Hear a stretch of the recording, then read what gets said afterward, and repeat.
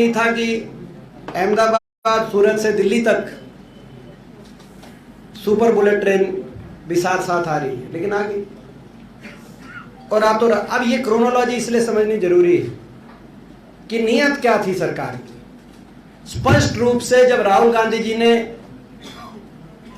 इस देश की भाजपा सरकार के भ्रष्टाचार के मामले को सदन के और देश के सामने उजागर किया और उस भ्रष्टाचार पे जेपीसी के गठन के बाद जांच की मांग करी, तो उनकी आवाज को दबाने के लिए सरकार ने, हमारा ये कांग्रेस पार्टी का आरोप है सरकार, और ये कोई एक ही कोई वाकया नहीं, कोई ये हमारे दल के नेता है राहुल जी, उनकी आवाज को सरकार ने निशाने पे लिया है।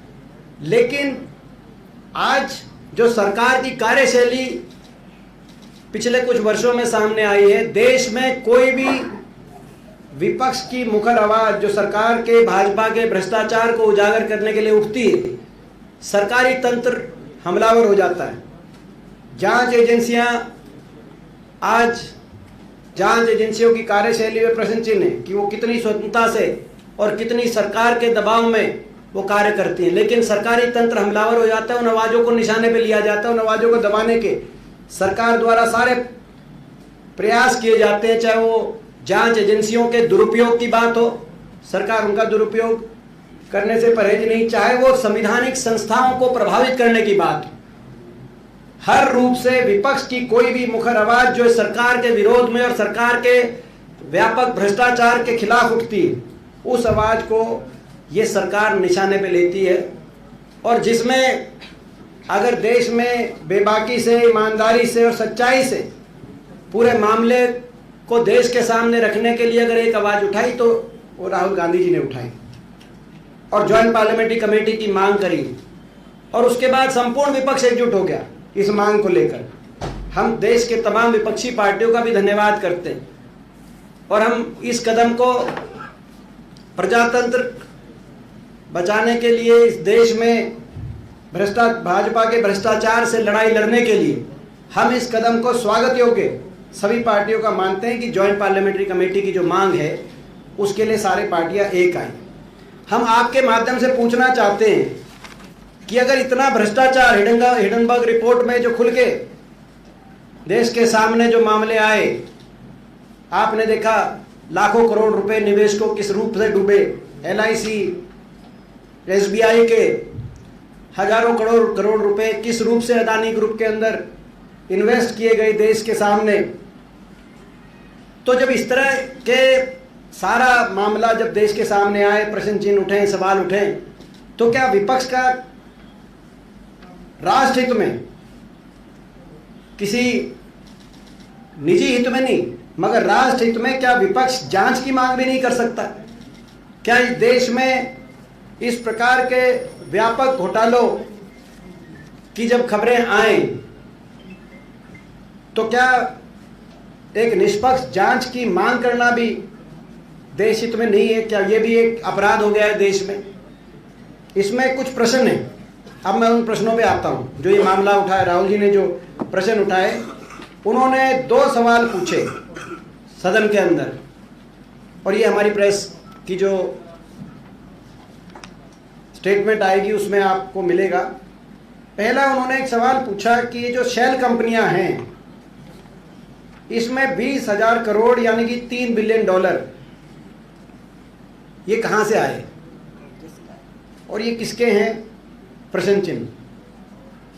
क्या इसमें, क्या जो एक रिपोर्ट आई है कि इसमें एक चीनी नागरिक भी को शामिल है कि नहीं है? प्रश्न चिन्ह। क्या इसकी जांच होनी चाहिए कि नहीं चाहिए? डिफेंस के क्या कॉन्ट्रैक्ट बिना किसी तजुर्बे के इस रूप से जो दिए गए वो क्या सही दिए गए? प्रश्न चिन्ह। क्या उसकी जांच होनी चाहिए कि नहीं होनी चाहिए? क्या जांच की मांग करना राष्ट्रहित में नहीं है? और अगर देश का विपक्षी जांच की मांग नहीं करेगा इस मामले में, तो कौन निष्पक्ष जांच की मांग करेगा? उसके बाद पूछा कि मोदी सरकार का और इस उद्योगपति समूह का क्या रिश्ता है? तमाम प्रदेश सरकारों द्वारा विभिन्न रियायतें इस समूह को दी गई, भाजपा सरकारों द्वारा, केंद्र की सरकार द्वारा विभिन्न नीतियों के माध्यम से रियायतें इस विशेष उद्योगपति समूह को दी गई और दी जा रही हैं, जिनके बारे में राहुल गांधी जी ने कई उदाहरण सदन में दिए। रक्षा उद्योग से लेकर हवाई अड्डों तक, श्रीलंका, बांग्लादेश में दिए गए बयानों से लेकर ऑस्ट्रेलिया में जहां स्टेट बैंक ऑफ इंडिया, प्रधानमंत्री जी और स्टेट बैंक ऑफ इंडिया के चेयरमैन और इस समूह के जो अध्यक्ष हैं, उनको उनकी बैठक को लेकर, और वहाँ पर ऑस्ट्रेलिया के अंदर एक प्रोजेक्ट, कोल माइन के प्रोजेक्ट को लेकर $1 बिलियन का ऋण स्टेट बैंक ऑफ इंडिया द्वारा स्वीकृत करने को लेकर ये जो प्रश्न चिन्ह आ रहे हैं कि भाई ये क्या, किस पॉलिसी के तहत, और ये क्या भारत देश के लोगों का पैसा था, क्या इस पे निष्पक्ष जांच होनी चाहिए कि नहीं होनी चाहिए, और क्या जांच की मांग करना, बार बार मैं वो कहना चाहता हूँ, क्या जांच की मांग करना राष्ट्रहित में है कि नहीं है। और जो विपक्ष में कोई नेता अगर यदि जांच की मांग करे तो क्या सरकार उसको, उसकी आवाज़ को दबाने के लिए तंत्र का इस प्रकार से दुरुपयोग करे? क्या ये ठीक है? इसी प्रकार से ये 2 प्रश्न उन्होंने मुख्य रूप से उठाए, बाकी तो बहुत से प्रश्न हैं, मगर एक मैं अंतिम बात करते हुए अपनी जो हमारा को जो कहना है वो हम, बाकी जो प्रश्न आपके होंगे, अंतिम भाजपा की मैं बात कहूँगा, राजनीतिक बात।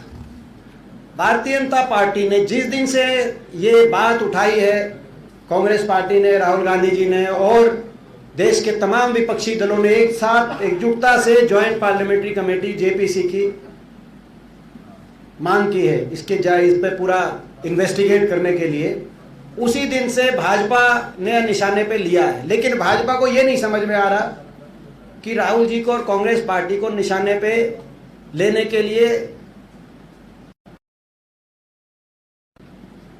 किस फार्मूले से निशाने पे लिया जाए, वो खुद ही कंफ्यूज।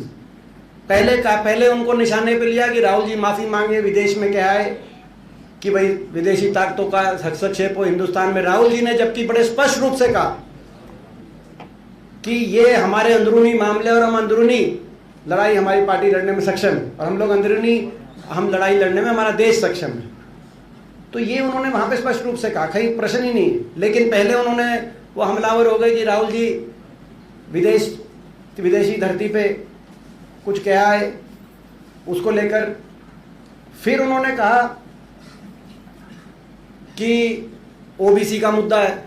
बीजेपी खुद ही कंफ्यूज है, वो केवल आवाज़ दबाने के लिए तरह तरह की, आप समझ सकते हैं कि ये भी इनकी नीयत का पर्दाफाश होता है भाजपा की, कि केवल वो आवाज़ दबाना चाहती है, कोई एक मुद्दे पे नहीं टिके वो, फिर दूसरा मुद्दा उठा लेगी तो ओबीसी के खिलाफ बोल रहे हैं, जबकि सब जानते हैं उनका भाव कोई ओबीसी के या किसी वर्ग विशेष के बारे में कोई टिप्पणी करने का ना था ना हो सकता। वो केवल और केवल भाजपा के भ्रष्टाचार को उजागर करने का उनका भाव था। देश समझता है, देश हर बात को, हर वाक्य को और हर व्यक्ति की भाव को, भाषा को समझता है, मगर उन्होंने कहा कि ओबीसी का मुद्दा है। फिर डिस्क्वालीफाई की बात आ गई कि उनको डिस्क्वालीफाई कर दिया गया कि भाई कानून। तो ये मैं समझता हूँ कि ये भाजपा की नीयत को, बीजेपी की नीयत को, जो उन्होंने एकदम से राहुल जी को निशाने पे और राहुल जी पर भाजपा राजनीतिक प्रहार, मगर प्रहार करते करते उनको ये नहीं समझ में आ रहा कि प्रहार क्या, किस स्ट्रेटजी के साथ, किस फॉर्मूले के साथ करें। तो उनकी नीयत दोबारा से स्पष्ट रूप से सामने आती है, नीयत केवल आवाज़ दबाने के लिए। और मैं अंतिम वाक्य कहते हुए अपनी बात समाप्त यही कह के कहूँगा कि देश के विपक्ष की और कांग्रेस पार्टी की और ख़ास तौर पर राहुल गांधी जी की आवाज़ ना दबी और ना दबाई जा सकती, क्योंकि ये सत्य की आवाज़ है। अगर राष्ट्रहित की कोई बात आएगी तो कांग्रेस पार्टी राहुल गांधी जी के नेतृत्व में हम लोग ये बात उठाएंगे। राष्ट्रहित के मामलों पे देश में भ्रष्टाचार के मामलों में राहुल गांधी जी और कांग्रेस पार्टी समझौता ना कभी किया, ना कभी करेंगे। ये बात कहते हुए हमारी अपनी जो बात थी, बाकी आपके कोई प्रश्न हो तो आपका स्वागत है, आप प्रश्न कर सकते हैं। सर मैं पूछना चाहता हूँ, ये कांग्रेस बीजेपी ने ये अलग अलग स्ट्रैटेजी बना रहे, कांग्रेस पार्टी को उलझा के रखा हुआ है। बेसिकली कांग्रेस पार्टी का एनर्जी पूरा गांधी फैमिली को, राहुल गांधी को डिफेंड करने में लगा हुआ है। अभी पहले तो इन्वेस्टिगेशन हो गया था, मतलब ईडी और इनकम टैक्स का इन्वेस्टिगेशन दूसरे मामले में हो गया, सब लोग उसमें लगा हुआ था, अभी इसमें लगा हुआ है। एक्चुअली जनता के इश्यू उठाने में आप लोगों को उन लोगों को उलझा के रखा हुआ है, यही उनकी स्ट्रैटेजी है। आपने हम वो हो सकता है कि उनकी स्ट्रेटजी ये हो, आपकी बात सही है कि भाई उनकी स्ट्रेटजी हो कि इनको उलझाएं, इनकी आवाज़ को दबाने का प्रयास करें, इनको डराएं, इनको उलझाएं। लेकिन ना तो हम उलझ रहे, ना हम डर रहे।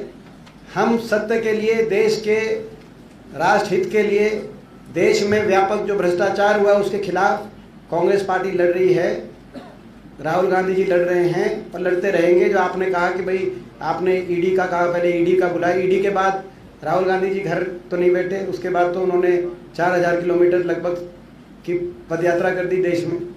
तो हम भाजपा को इसीलिए बताना चाहते हैं कि भाजपा लाख कोशिश कर ले मगर हमारी आवाज़ को नहीं दबा सकती, ना कांग्रेस पार्टी को उलझा सकती।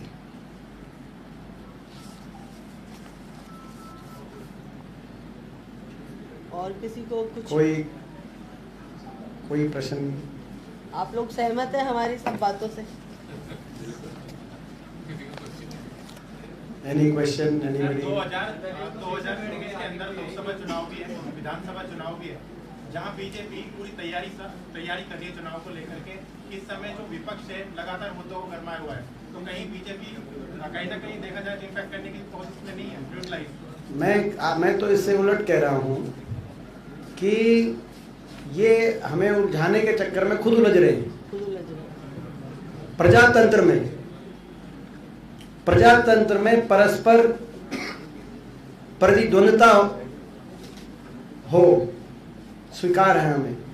प्रजातंत्र में परस्पर प्रतिस्पर्धा हो, लोगों के लिए कौन कितना काम करेगा, स्वागत है। लेकिन प्रजातंत्र में प्रतिशोध की भावना ना हो, क्योंकि प्रतिशोध की ये ज्वाला वो ज्वाला है, जो इसमें जला है वो स्वयं भस्म हो गया है। हमारे देश, हमारी सभ्यता का इतिहास ये बताता है। तो ये हमें उलझाने के चक्कर में कहीं खुद ना उलझ जाएं। प्रतिशोध की ज्वाला वो ज्वाला है जो इसमें जला है, स्वयं भस्म हो गया है। देश का इतिहास, सभ्यता का इतिहास हमारा ये बताता है।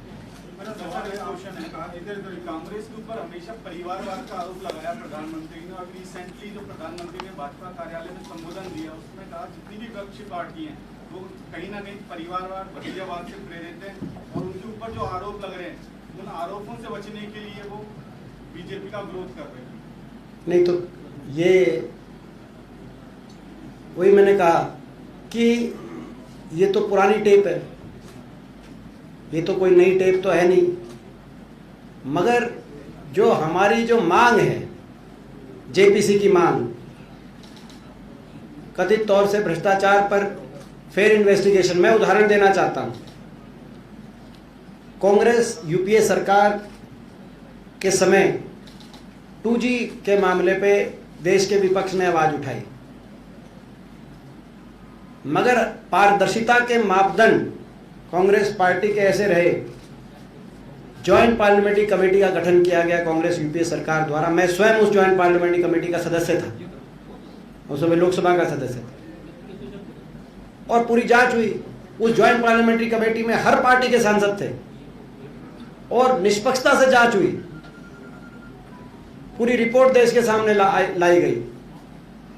मगर यहां तो जांच की मांग, जो जांच की मांग करे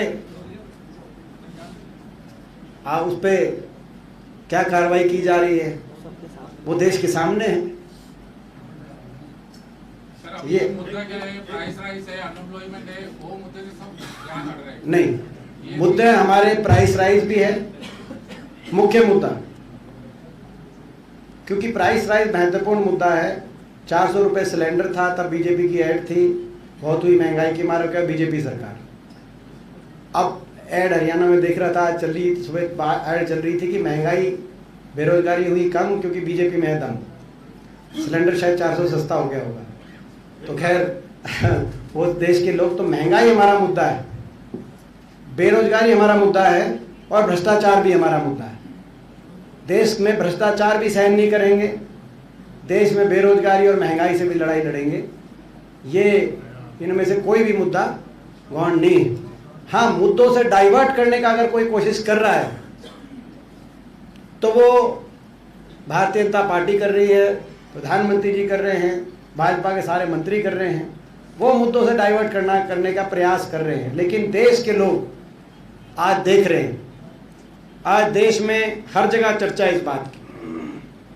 जो कार्रवाई की गई उसकी भी चर्चा है। आज देश के लोग मानते हैं गलत कार्रवाई की गई, और जो भ्रष्टाचार के मामले सामने आए, एक बड़े उद्योगपति समूह के हवाले देश की संपत्तियां की जा रही, उस बात को भी देश के लोग गलत मानते हैं। और हमारी सत्य के लिए हमारी लड़ाई है, न्याय के लिए हमारी लड़ाई, राष्ट्रहित में लड़ाई। एक लास्ट क्वेश्चन, बीच में कोई पूछ रहा था, आप बाद में हाँ, हमने इधर आपने से पूछ किसी लिया ने ना। पूछा था बीच कांग्रेस में। की एकजुटता की बात आप करते हैं कि कांग्रेस एकजुट होए, और अभी जो हालात है उसमें कांग्रेस को एकजुट होना भी जरूरी है। लेकिन इंदिरा गांधी के समय जब उनकी खत्म की गई थी सदस्यता, तो लोग सड़कों पर थे, 30 से 40 हज़ार के आसपास के लोग सड़कों पर थे। लेकिन यहाँ पर राजस्थान की बात की जाए तो 400 से 500 लोग इकट्ठे नहीं हो पा रहे।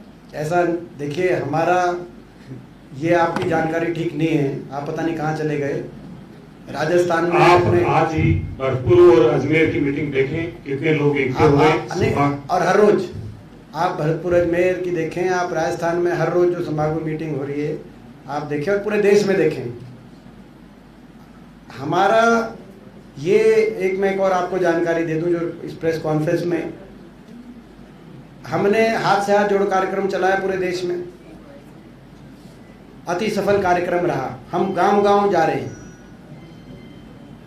शहर शहर जा रहे हैं, और अब अप्रैल में हम कांग्रेस पार्टी एक जय भारत सत्याग्रह के रूप में, क्योंकि सत्य की लड़ाई हम लड़ रहे हैं, हमने कार्यक्रम अपना जय भारत सत्याग्रह, जिसमें हर ब्लॉक स्तर पे हमारी पब्लिक मीटिंग्स की जाएंगी, जनसभा, प्रेस कॉन्फ्रेंसेस की जाएंगी। आज जो हमने प्रेस कॉन्फ्रेंस करी, इसके बाद जिला स्तर पे पीसीसी द्वारा जिम्मेदारियां लगाई जाएंगी। हमारे सारे मंत्रीगण और वरिष्ठ नेतागण सारे डिस्ट्रिक्ट हेडक्वार्टर पे प्रेस कॉन्फ्रेंसेस करेंगे, और उसके बाद जिले स्तर पर और एक प्रदेश स्तर पर बड़ी जनसभा। तो हमारा पूरे अप्रैल का भी कार्यक्रम संगठन के, आपने कही ना कि कांग्रेस पार्टी, तो संगठन के हमारे कार्यक्रम पूरे देश में, केवल राजस्थान की मैंने आपको जानकारी दी, पूरे देश में इस रूप से हमारे ग्रास रूट पे कार्यक्रम हाथ से हाथ जोड़ो हमारा अति सफल रहा पूरे देश में, हर प्रदेश में। और अब जय भारत सत्याग्रह हर प्रदेश में कार्यक्रम। कल मैं हरियाणा में था, जय भारत सत्याग्रह के कार्यक्रम के अंदर 20,000 लोग थे जेल में। क्या आपको लगता है कि राजस्थान में सचिन पायलट और अशोक गहलोत यही होना चाहिए? क्योंकि ज्यादातर कांग्रेस एकजुट है, राजस्थान में कांग्रेस एकजुट है पूर्णतः। गुटबाजी को चिंता करे तो बीजेपी चिंता करे। राजस्थान में बीजेपी चिंता करे कि बीजेपी के प्रदेश अध्यक्ष पदभार ग्रहण समारोह में आते हैं, तो क्यों लगभग बीजेपी के तमाम वरिष्ठ नेता एक भी कोई उसमें नहीं आता।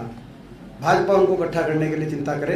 हम प्रदेश के लोगों के लिए चिंता कर रहे हैं, हम राष्ट्रहित के मुद्दों की लड़ाई लड़ने के लिए चिंता कर रहे हैं, और कांग्रेस पार्टी एकजुट है। एकजुट है कांग्रेस पार्टी। मैं जवाब दे दिया आपका। सर, एक सवाल है, आपने कहा कि सच की आवाज दबाई जा रही है। अभी टाइम्स नाउ के रिपोर्टर के साथ बंगाल में मारपीट की है, लवलुहान कर दिया है, उसको रिएक्शन देंगे? क्या है पूरा मामला आप अभी बता रहे हैं, तो एकदम से अभी आप तक पहुंची हो खबर, तो हम कहीं भी ये अहिंसा का देश है, और हिंसा की कोई जगह हमारे देश के प्रजातंत्र में संवैधानिक रूप से नहीं है। बाकी आप जब विस्तृत जानकारी मिलेगी तो ही विस्तृत कोई टिप्पणी की जाएगी। सर, राहुल गांधी जी जो आरोप लगा रहे हैं अडानी और इसके अलावा नीरव मोदी, ललित मोदी पर, ऐसे में ललित मोदी ने एक मीडिया के माध्यम से एक सवाल साझा किया है जो कि केस करने जा रहे हैं राहुल गांधी का, इसको कैसे देखते हैं? आप बताओ, आप ये बताओ, जब ये ललित मोदी जी देश से जो भाग रहे थे, देश की तमाम एजेंसियां इनके पीछे पड़ी थी, तो क्या सारी तमाम एजेंसियां भी गलत थी? तो चोर मचाए शोर?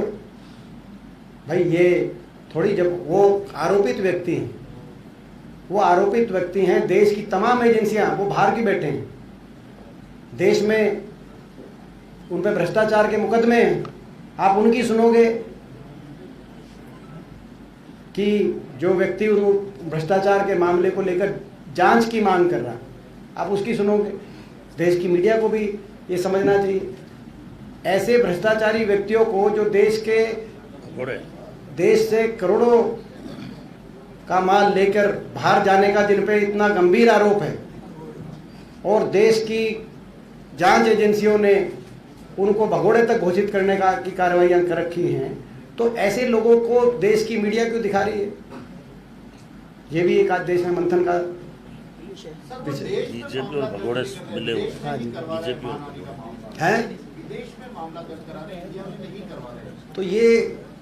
तो ये क्या, पहले तो इंडिया हो। अब ये इतना कोई, आप अब इस बारे में हम क्या जवाब दें? देश की सरकार, जो सरकार कहती थी इनको वापस ले आएंगे, जो सरकार अभी मेहुल चौकसी पे, आपने देखा जो इंटरपोल का नोटिस था वो विड्रॉ हो गया, ये तो देश की सरकार इन बातों पे जवाब दे। वो बाहर बैठकर, ललित मोदी बाहर बैठकर इस रूप से स्टेटमेंट्स दे रहे हैं जैसे कि वो सरकार के एजेंट हो। सरकार स्पष्ट करे कि ये उनके एजेंट के रूप में कह रहे हैं, क्योंकि वो तो राहुल जी के खिलाफ बोल रहे हैं, देश की सरकार के खिलाफ नहीं बोल रहे। ऐसे आरोपी व्यक्ति जब सरकार के पक्ष में बाहर से जाकर इस तरह के बयान दे, तो ये क्या संकेत है देश में? देश की सरकार, इस पर स्पष्टीकरण देना चाहिए देश सरकार। राहुल गांधी के कन्विक्शन के ऊपर लीगल रेमेडी करने में इतना डिले क्यों कर रहे हैं? क्या वो हमारे संवैधानिक अधिकार है, हम जल्द ही उसको अवेल करेंगे। हमारी पेटिशन रेडी हो रही है और हम जल्दी जो हमारा संवैधानिक जो अधिकार है उसको हम, वो लड़ाई, कानूनी चैनल से हम लड़ेंगे। और जो राजनीतिक हमारी लड़ाई है, आज हमने आपको राजनीतिक विषयों पर बुलाया है, वो आपको हम जानकारी हमारे जो लीगल टीम है उससे अलग से दिलवाएंगे, लेकिन वो आज हमें राजनीतिक विषय पर बुलाया, क्योंकि हमारी राजनीतिक लड़ाई, कोई हमारी राजनीतिक लड़ाई की इन बातों से हम नहीं डरते। मेंबरशिप जाना, घर छीनना, कभी राहुल जी ने किसी पद के लालसा के लिए इस परिवार ने राजनीति नहीं की, ना कांग्रेस पार्टी। आज हमारी लड़ाई जो है वो इस भाजपा के भ्रष्टाचार के खिलाफ है। ये जो हिडनबर्ग रिपोर्ट में इतने बड़े उद्योगपति घराने समूह को की सारी बातें सामने आ गई, फिर भी देश की सरकार मौन है, पूरा देश का विपक्ष एकजुट हो गया है। आज हमारी वो लड़ाई है, उस लड़ाई के लिए हम आगे बढ़ेंगे। आम आदमी छोटा सा लोन लेता है, उसको 2 मिनट के अंदर बिल्कुल अंदर डाल दिया जाता है, होते हैं उनको करोड़ों रुपए का कर्जा जो जनता का होता है उसको लेकर वो फरार भी हो जाता है। हाँ, उसके लिए फरार भी हो जाता है। सुनो, वो फरार भी हो जाता है। सही कहा, आम आदमी, आम किसान लोन लेता है, डिफॉल्ट हो जाए तो बैंक वाले उसको नेम एंड शेम करते हैं, उसका ना हर तरीके से उस पर कार्रवाई की जाती है। और ऐसे भी लोग हैं जो हजारों करोड़ की संपत्ति लेके विदेशों में भागने के आरोपी व्यक्ति, जो बाहर, आपने जैसे कहा कि वो बाहर इतना लोन कैसे मिल जाता है, फिर वो विदेशों में कैसे भाग जाते हैं, प्रश्न चिन्ह है। और मेरा अगला प्रश्न चिन्ह ये भी है कि वो विदेशों में जाके फिर वो कांग्रेस पार्टी और राहुल जी के खिलाफ कैसे बोल लेते हैं, ऐसे इंटरव्यू कैसे आ जाते हैं, कौन से चैनल वहाँ पहुँच जाते हैं, कौन फैसिलिटेट कराता है, और उनको प्राइम टाइम पे कैसे क्यों दिखाया जाता है, ये सारे प्रश्न चिन्ह हैं। और ये हम इन्हीं प्रश्न चिन्हों को लेकर हम लड़ाई लड़ रहे हैं। बहुत बहुत आभार। आपके लिए चाय की व्यवस्था की गई है। एक आखिरी ग्रीन बुशर्ट वाले का पहला तक गलत हो गया था, ये थोड़ा सा दूसरा ठीक करेगा। पहले ऐसा गलत सवाल आ गया था। हाँ बता भैया। कर्नाटक में विधानसभा चुनाव है सर, तो ऐसे में बीजेपी लगातार कमर कस रही है, तो क्या कहेंगे सर? सर्वे के आधार पर देखा जाए तो कांग्रेस पार्टी को बहुमत दिखाई दे रहा है, तो जहाँ तक कांग्रेस की बात की जाए तो ओपिनियन पोल में विश्वास नहीं करती, हालांकि अभी ओपिनियन पोल नहीं आया है, तो इसको लेकर क्या कहेंगे? क्योंकि ओपिनियन आ गया है। कर्नाटक के अंदर लिंगायत समुदाय, 2-3 समुदाय जो ज्यादा प्रभाव पड़ता है, पूर्वा समुदाय, लिंगायत समुदाय, एक समुदाय और है। तो बताया जा रहा है कि वहाँ पर जो कुछ समुदाय है जो नाराजगी है बीजेपी को कामकाज को लेकर के, जो कि उनका ये लंबा हो गया, मैं बता देता हूँ आप। देखो ऐसा है कि ये कमर बीजेपी ने कसी है, हम मानते हैं, मगर उससे ज़्यादा कमर कर्नाटक के लोगों ने कसी है। और ये जो समुदाय जो हैं वहाँ पर सारे धर्म जाति, ये राजनीति भाजपा की है। कांग्रेस इन बातों से ऊपर उठ के राजनीति करती है। वहाँ कर्नाटक में कांग्रेस पार्टी जीतने की तरफ बढ़ रही है, क्योंकि लोगों ने कमर कस ली भाजपा के खिलाफ, और कांग्रेस पार्टी की तरफ लोग उम्मीद और आशा भरी नजर से देख रहे हैं। सर वहाँ पर क्या राहुल गांधी वाला मुद्दा होगा या कोई दूसरे सब्जेक्ट? सारे होंगे, कोई एक मुद्दा थोड़ी होता कहीं, सारे होंगे। जैसे आप सारे चैनल हो, हम एक को थोड़ी देंगे, तो ऐसे मुद्दे सारे होंगे। ये भी एक मुद्दा है, मैंने कहा कि लोगों में चर्चा है इस मुद्दे की, ये भी एक अति महत्वपूर्ण देश के प्रजातंत्र के लिए मुद्दा है, ये भी महत्वपूर्ण मुद्दा रहेगा। और स्थानीय मुद्दे भी रहेंगे, वो भी बहुत महत्वपूर्ण। हाँ, बीजेपी ने दिल्ली में स्टेटमेंट जारी किया कि जयप्रकाश में आरोपी जो कोर्ट ने रिहा किए हैं, उसमें कहा कि जब भी चुनाव आता है राजस्थान आज प्रेस वार्ता सिर्फ डेमोक्रेसी डिस्क्वालीफाई। और आप लगातार आते हैं, कई बार प्रेस वार्ता की, आप जानते हैं कि इस साइड में कुछ मित्र बैठते हैं। हाँ। वो आज सब पीछे बैठे हैं और आपके स्टेटमेंट से सबसे वो सहमत है। हाँ। इसलिए आपसे कोई प्रश्न नहीं पूछ रहे हाँ, हैं। कितनी अच्छी बात है, वो सब पीछे बैठे हैं। हाँ। राइट साइड का जो विंग है, आप एक बार प्रेस वार्ता करते हैं। हाँ। और देखा होगा। हाँ। लेकिन आप उनके साथ में चाय जरूर कीजिए, ताकि वो और भी बातें कहेंगे। और ये सदैव पूछते रहते हैं, चाहे कोई भी प्रेस वार्ता हो। आपका सभी का बहुत बहुत आभार, धन्यवाद। चाय और नाश्ता लेके जाएं, हुड्डा साहब यही है, आपके साथ बैठेंगे थोड़ी देर के लिए, 5 मिनट के लिए। Thank you.